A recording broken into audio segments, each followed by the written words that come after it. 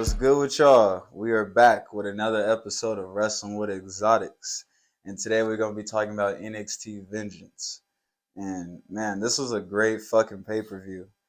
It's honestly probably one of the best NXT pay-per-views that I've seen in a while, with being for real.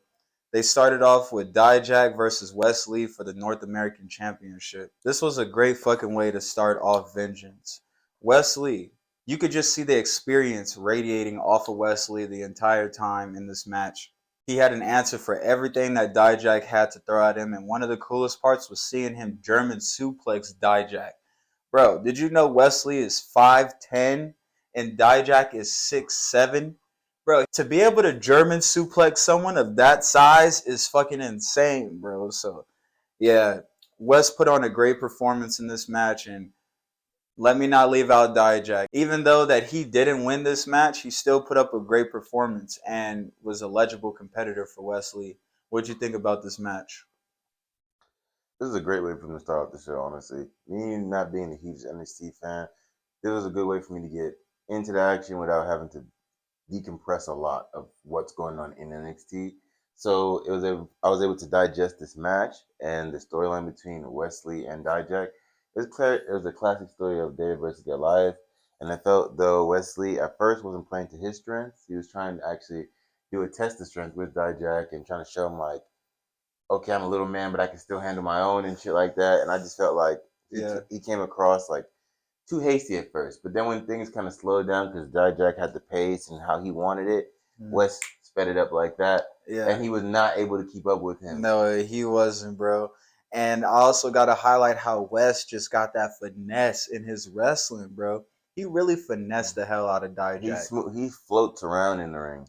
Yeah, and Dijak, like you said, bro, just could not keep up the entire way through. It was really actually kind of sad to see because Dijak has a huge history in NXT. You know, he had great matches with Keith Lee as T-Bar, and they want to see him get back to that prominence, but losing the match is like what? I feel like he could have been Damian Priest. That's exactly who he's supposed to be, bro. That's who he's supposed to be. And speaking of Damian, we got a friend named Damian, and Dijak looks just like him. He looks like an evil version of Damian. And then he got a D on his pants too. Yeah. I just think for example, how you brought up Damian Priest. Dijak should have been that, but it just sucks that he was in NXT first, so his call up was Retribution and not Judgment Day. So that's just the cards he was dealt with. But overall, I don't know what's to come next from him, but great match for Wes. The following match was a women's tag team match featuring Kiana James and Fallon Hensley versus Kaden Carter and Katana Chance. Like my dog Booker T said, shucky ducky, quack, quack.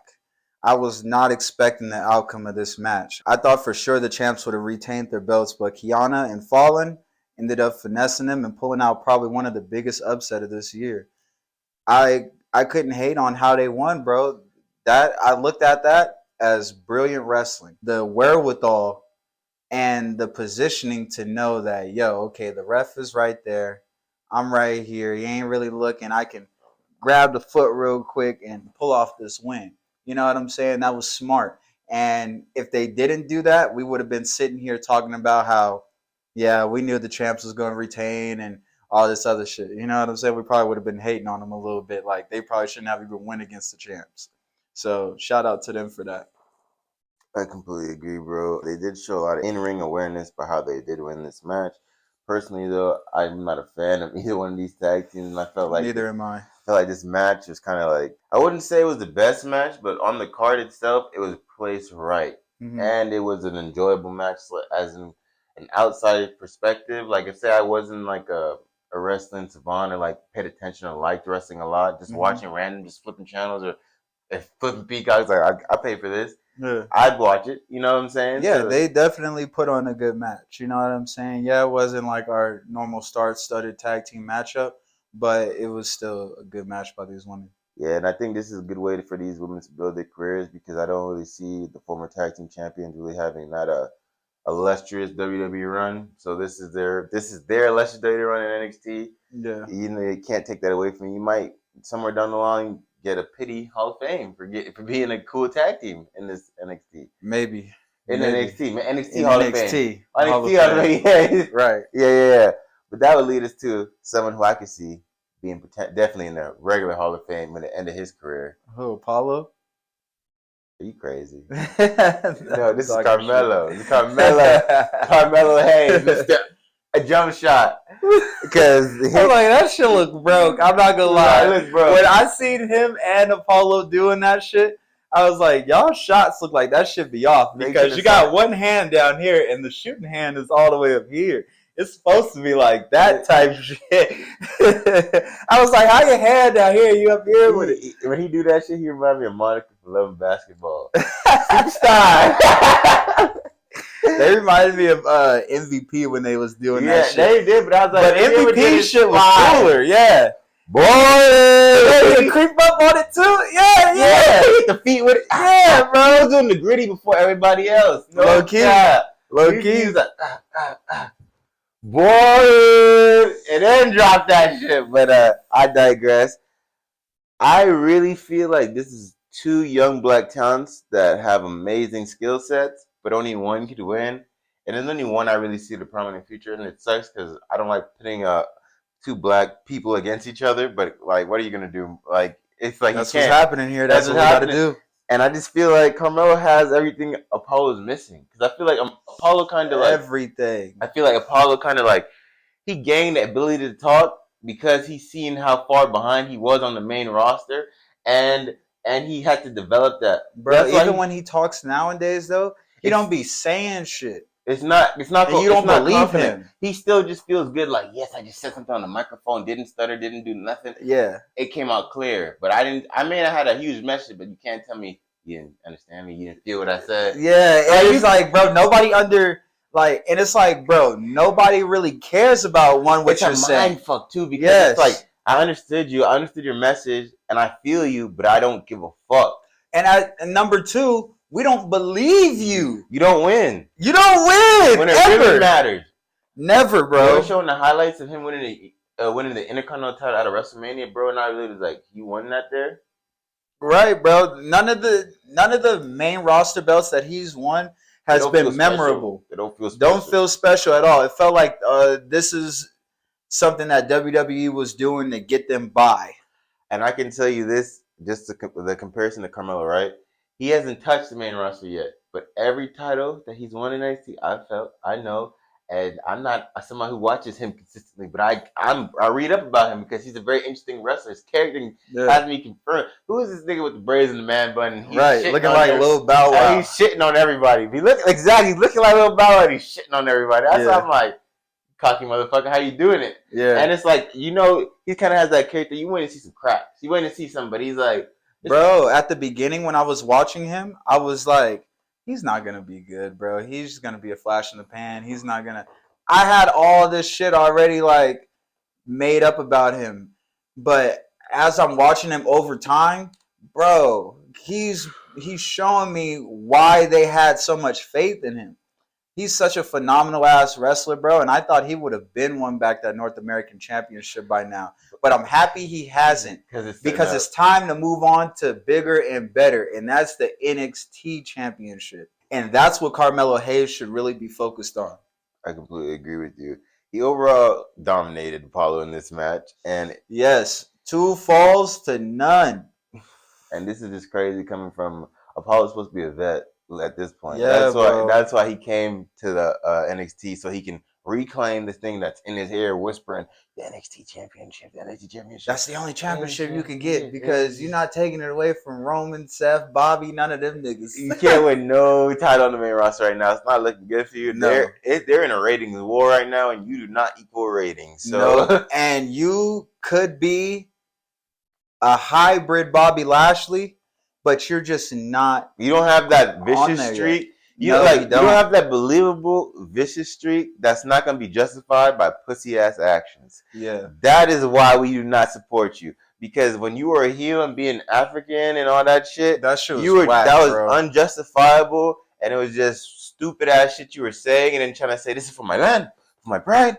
I'm gonna win." And then 3 weeks later, you stopped talking like that, looking like Kofi Kingston when he stopped speaking Jamaican. At least Kofi gave it a smooth 1.5 years. Yeah, and Kofi was well accomplished by then too. He already had beat Chris Jericho by then. And he won a belt while he was acting like he was from foreign land. Exactly. So he was putting on for the country, even if he wasn't from the country. Yeah. You just making us look like Apollo. Your people, your black people as a whole, be lying. And they're so I'm like, you gotta stop.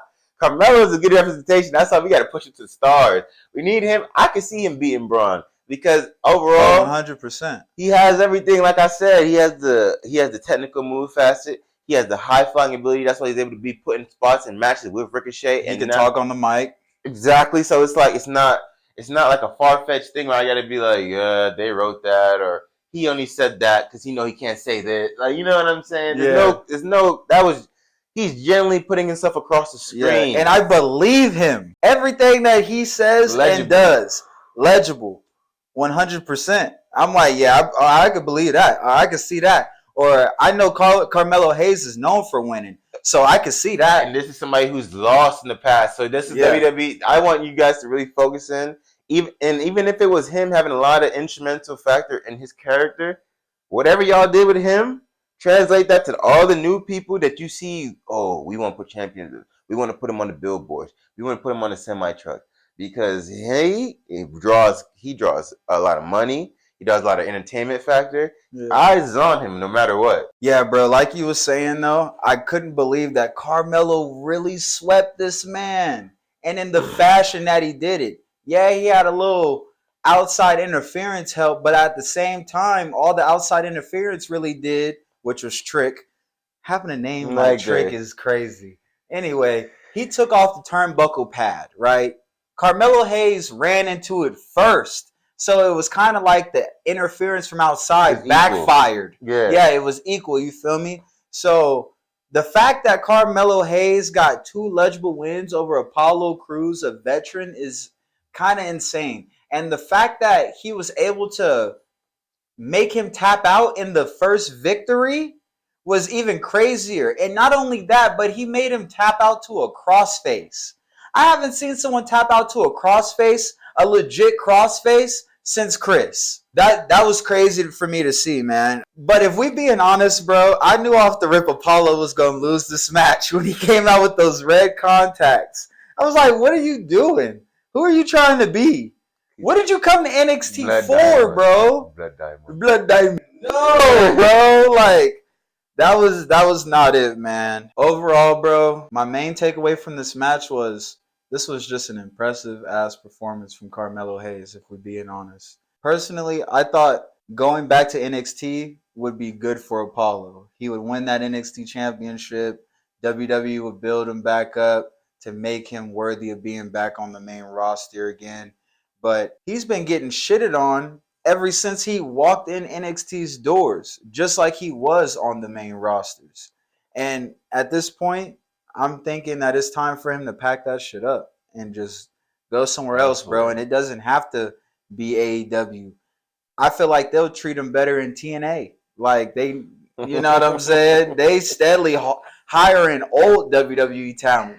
How about some kind of old but kind of fresh WWE talent that didn't get pushed as much? Like, y'all can have this toy now, like, type shit. You know TNA love that shit. But if not TNA, then I would like to see him in AEW because I feel like AEW would treat him good over there too, though. I could see him being a TNA champion. I see him being Ring of Honor. I can see that too.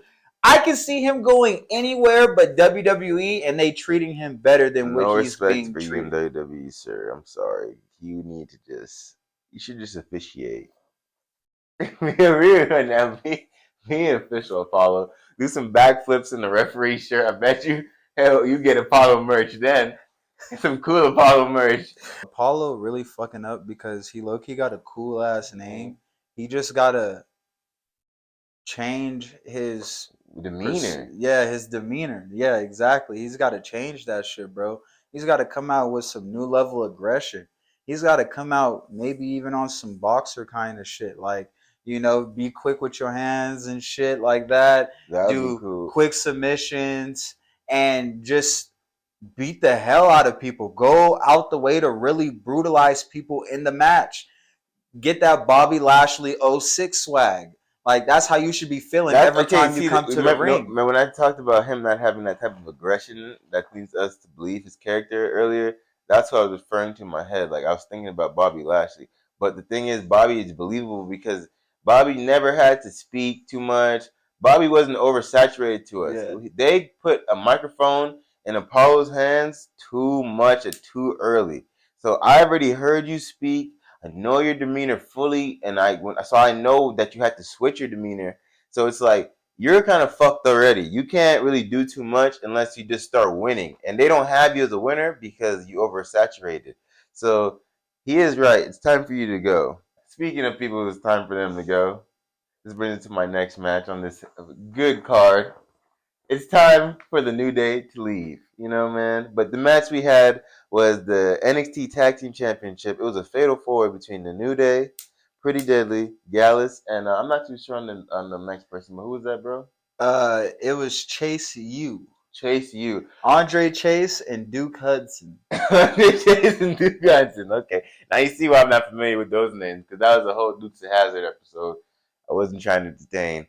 But anyway, I said from the jump, the New Day don't belong on NXT. I get that they brought the prestige of them holding all the championships, holding it down on the main roster, being in WrestleManias, hosting WrestleManias, you name it, cereal boxes, t-shirt, bootios, pancakes, they're out there.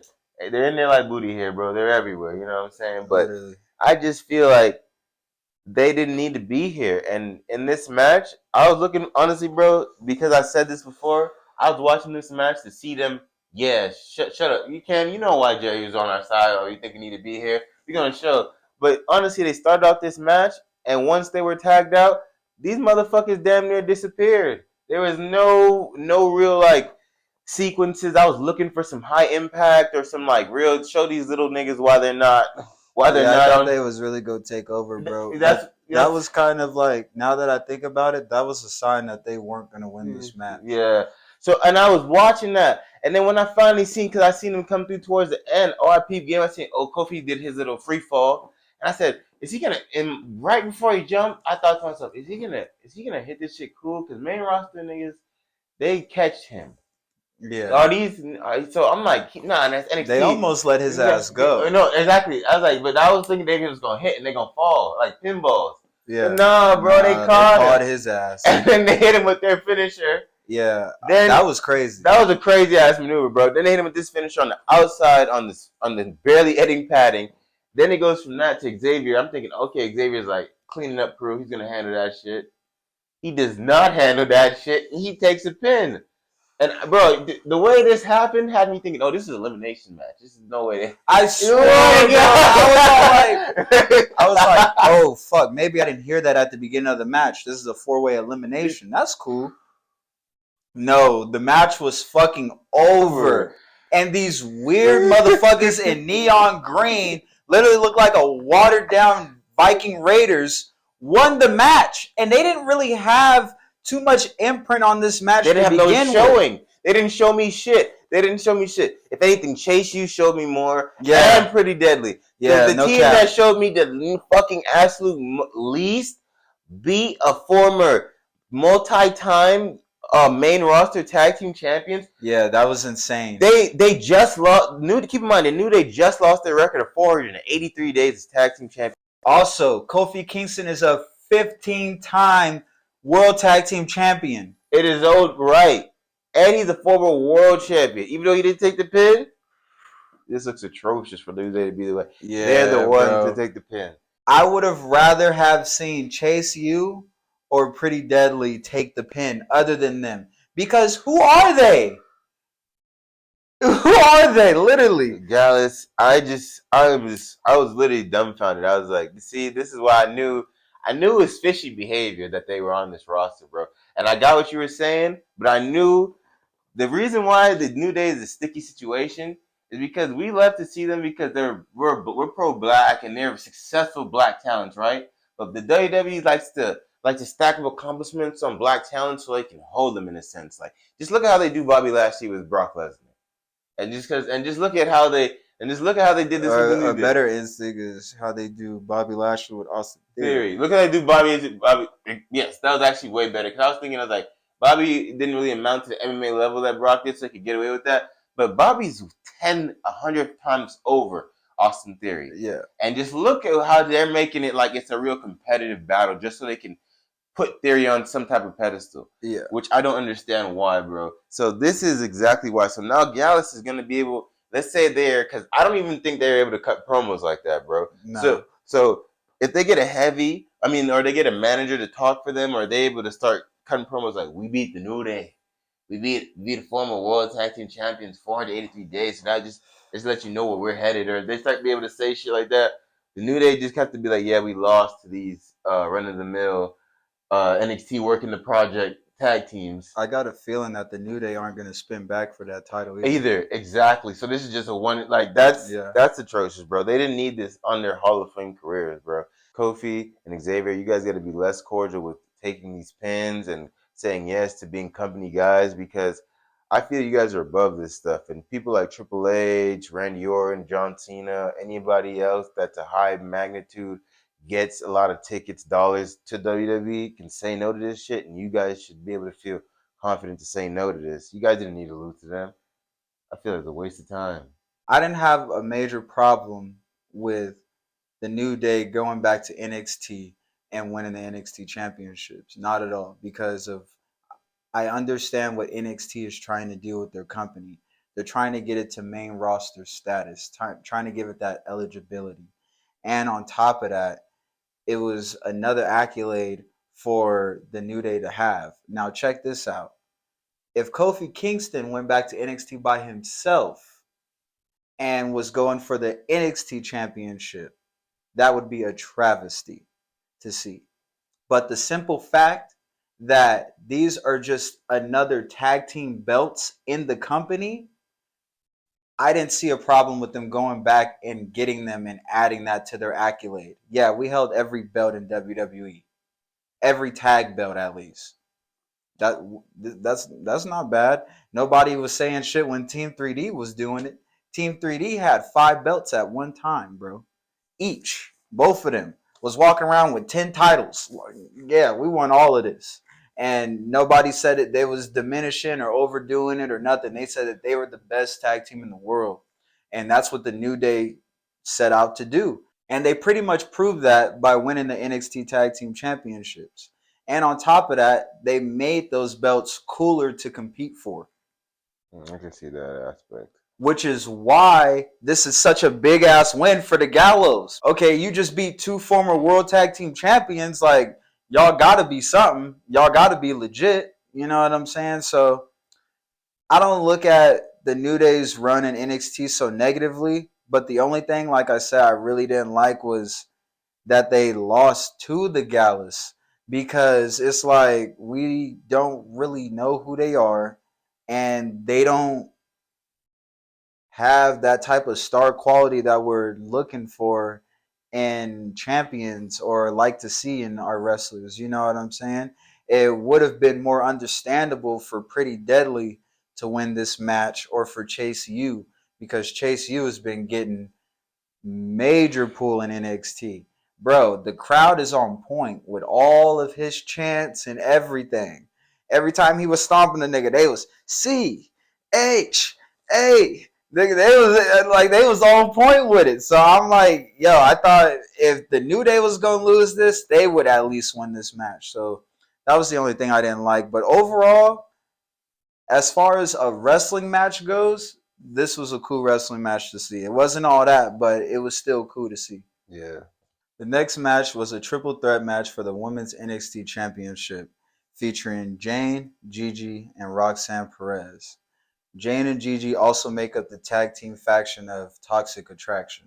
What'd you think, bro? Honestly, this match was it was a fix from the beginning, bro. I knew Roxanne was gonna win this shit. Hell to the yeah. Because it just didn't make any sense for Toxic Attraction talking about they're gonna share the belt. And anytime any type of tag team is in a main event, like even when DX took on John Cena, I was like, y'all niggas not winning it, because either that we're gonna see another Shawn and Triple H feud. Yeah. And I don't want to see that, and I don't want to see Toxic Attraction going against each other. It's just whack. And they have Roxanne as this NXT prodigy. They keep milking her, talking about, oh, she's been playing the game since she was 13. She's been about this shit. I'm just like, okay, everybody in the fucking crowd has. We don't care about that shit. You know how many stories we got like that, bro? You know time to show John Cena with that plastic ass belt, that paper belt? Bro, they bring that up every time she makes her way out to the ring. Every time. They want you to know that she's actually been wrestling since she was 7. Honestly, she put on a cool showing in this match. I felt like they did a good job of trying to like tell the story of the cracks slowly breaking between Toxic Attraction in the match. Yeah. A lot of Booker T. Booker T was trying to like hype it up and not hype it up. Like Booker be fake like He was like, I'm not gonna pick anybody. I'm in between. Yeah. Shut up. Booker know who he want to pick. Right. Booker is just funny. I love hearing him on the commentary as well. I think he provides something great to NXT. The match itself, I would rate it like if it was out of 5 stars, the 3.5. You know, it's like you already knew what was going on with this match. Yeah, bro. This was pretty much a glorified handicap match from the jump. Even though we saw cracks in Toxic Attraction, they were still able to pull it together and damn near was tag team wrestling most of the match. You know what I'm saying? So I don't have a problem with Toxic Attraction competing for the women's title. Not at all. I have a problem with them not actually wrestling for it. I didn't want to see a tag team match between y'all.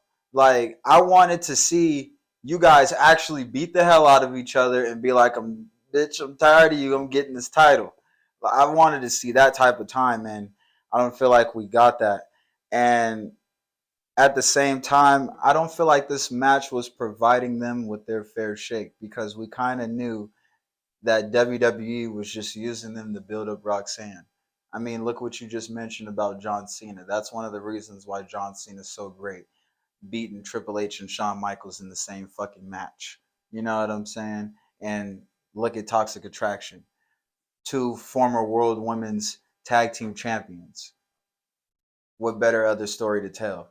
And gotta mention that she's been wrestling since she was 7 and she was trained by Booker T and everything. So it just full circle, and you gotta mention it. It all goes in with the story, and we get that you're trying to tell a story, but at the same time, it should have been told differently to make it more believable. Because we shouldn't have been able to tell from the very jump. I mean, fuck. Toxic Attraction came out at the same time together. We already knew what time it was. That's so weird. Like, I ain't never seen that done before. I will say, though, I like the way Roxanne won this match, bro. I don't think I've ever really seen anyone do a sunset flip off the top rope on somebody, bro. That was pretty dope. So, and it's cool how her little ass got that move on command. She quick to hop on the bitch back and hit that front flip on you. Mm-hmm. Roxanne is going to be a major talent in WWE. We know that. She's getting built up too much. And the way that they talk about her, bro, if she's not a WWE Women's Champion, all of this shit would be for nothing. Up next, we got the main event. Greyson Waller versus Bron Breaker for the NXT Championship in the steel cage match. Now, unfortunately, my dog Greyson Waller did not get the win. I thought it was his time. Greyson Waller, in my opinion, is Austin Theory done correctly. I always say that. He's in good shape. He's got mic skills. He's got the NXT background. And most of all, he can wrestle. Something that we highlight big on this show. And even though he's got all those attributes, he still wasn't enough for Bron Breaker. Fortunately for Greyson Waller, he didn't flat out get dominated in this match. He was actually one step ahead of Bron Breaker a lot of times in this match. Yeah, so I was surprised to see it end the way it ended, which was in dominant fashion by Bron Breaker. Bro, he cut him in half with that spear. Yeah. That was crazy. Greyson Waller is my dog mostly because no matter what, bro, he's defiant. He was still talking shit to the very end. Like, yeah, I'm still going to be him. I'm still going to be him. So you can do this to me, bro. I don't care. I'm going to take that belt off you one of these days. And you could tell that this feud is far from over. And you can also tell Grayson Waller is going to be a big star one day in WWE. As far as Bron Breaker goes, he's going to be a big star no matter what because he's a second generational superstar and he's already getting a good push in NXT. So he better have a good push on the main roster. And if he doesn't, it would be a travesty. Yeah, definitely. Do you see him winning a WWE Championship? Grayson Waller? Bron Breaker and Grayson Waller. You can add that too. I can see both of these guys winning championships in the future, man. Just because Grayson Waller has the more personality side that Bron is lacking, but Bron, you can see him on cereal boxes. You can see him like eat your vitamin cereal per like that Hulk at Hogan. He's like a clean Scott Steiner. You know what I mean? Yeah. So it's like WWE struck gold with that, but Grayson Waller has the personality. So like he more like along the lines of a Seth. Like I like this one move he did. Like he dropped the elbow, but he he did like put it between his legs, and I was like, wow, like that was fire. I was like, he's pretty cold. Like, yeah, like, bro, I'm telling you, bro, and like, everything he do is clean. So I'm like, yeah, you get it. You meant to do this shit. Yeah. And it's like, Bron, I like that you held it down. Like this is your yard. You know what I'm saying? I just want to see you on the main roster already, bro, because I feel like that is when we'll see the best of you because you're being challenged here and you're coming out on top. Like it's never like he's in an unbelievable victory. You know what I mean? Yeah. But it's just that I feel like he needs to get over with the hurdles, the actual hurdles in his career already. Do you see him beating someone like Roman Reigns one day? If he's built up right, yeah, he could because he got it's a spear versus a spear. So it's like it makes perfect sense to be like a fantasy dream match of a wrestler. You know? I want to see him go against Goldberg right now. Yeah, exactly. Goldberg would cut him in half, bro. He might cut Goldberg in half too, though. Him and Goldberg have similar builds. Like that's the raw muscle. Like don't look like I'm on steroids. Yeah, low key. Yeah, you know what I'm saying. So it's like. Watching Goldberg, no matter how old he was, hitting somebody's spirit always looked like it's impactful. And that spray he hit Grayson Waller with to retain his championship. Oh yeah, that shit hurt me. I was like, no, that's a spear, bro. I could feel it right now. He don't stop. Like there's no his spirit just is impactful because there's no him absorbing no impact. It's straight shoulder to gut. He's diving too, like straight spearing you, like how it's supposed to be done. Yeah. Roman Reigns and everybody else kind of do like a tackle. Yeah. You know what I'm saying? Like even Bobby Lashley kind of does like a half-ass like tackle kind of like spear, but like Bron Breaker, he really flattens out his body when he dives and it looks like a legit spear into. Again, I gotta say, bro, this is probably one of the best pay-per-views that NXT has had in a while. For real. I honestly enjoyed it from beginning to end. My favorite match was the Dijak versus Wesley match. Wesley is a different man. The main roster wouldn't know what to do with him, honestly, so I'm kind of nervous for him to go there. But I would love to see him go against talent like Ricochet or even someone like Seth Rollins because you know they're going to cut that shit up. I'd give the show a solid 7.8 out of 10. The only thing I really didn't like was how that Fatal 4-Way match worked out. I thought that was weird. But overall, this was a great showcase by NXT. What did you think? Overall, I want to say the main event was one of my favorite. Would actually be my favorite match because I like to see Bron reassert his dominance and the fact that I saw a lot of still growth in Grayson Waller, even with the loss, and that's what I feel like defines the wrestler. How he takes those losses, so he bounced back, and he doesn't feel lesser to me. I know he's 0-2, but he doesn't feel lesser to me because I saw him. He displayed a lot of talent. Yeah. But overall, the match, I would say that was like a 4 out of 5 stars. Overall, the pay-per-view, I'd rate it. What you said, I'd say a 7. It was cool to me. Like I really didn't like the tag team matches he mentioned earlier. That was something I just couldn't get past. I was like, really, the New Day just like that? Not even like a competitive you weren't even in a match. You know what I'm saying? But I want to say I can agree with you though. Wesley was a very high point in this match. He was a shining star against Dijak. He did not show any weakness because he was lacking almost a foot in height against this man. Oh my god! And it was just a great display of athleticism and courage. So I want to say I look forward to seeing what he has to come forward in the next coming weeks. Also, I'd like to mention Carmelo Hayes had a great showing. he came in at the end of the show and pointed towards Braun when he was on top of the cage. So I look forward to that collision because we said earlier in the show that we look forward to seeing Carmelo be at that top echelon and be NXT champion. And it's time to focus on bigger and better things. And I don't think there's nobody better to take the belt from Braun than him. And you know what I'm saying? And then I could see it down the line. Greyson Allen will be really prepared and he could drop it to another cocky loudmouth. Carmelo will be like, when he goes to the main roster. Yeah. And that's going to wrap up our overall show review of NXT Vengeance. That was a great pay-per-view, and we appreciate you guys rocking with us for as long as you do. Make sure you guys like, comment, and subscribe. And share the shit with the world, y'all. And also make sure you guys turn on your post notifications so you guys know every time we drop a track, man. Peace.